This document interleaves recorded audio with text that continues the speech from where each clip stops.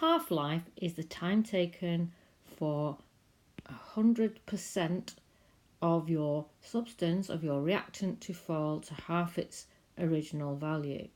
So what we're trying to find is what the half-life of the reaction is if it tells us that it took 24 minutes to fall to 12.5% of its original value.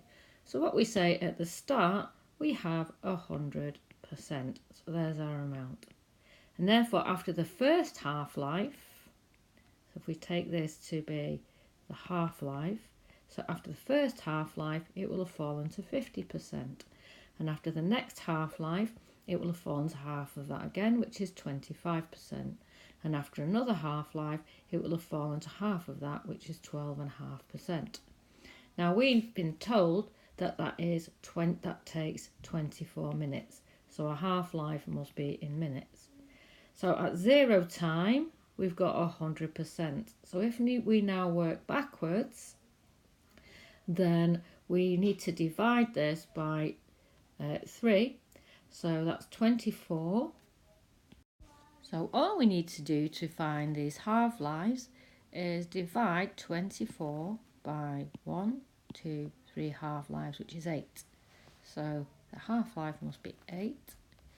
8 plus 8 is 16, and 8 plus 8 plus 8 equals 24. So the half-life equals 8 minutes. We can tackle the next part of the problem in exactly the same way. So let's look at the question, highlighting any information.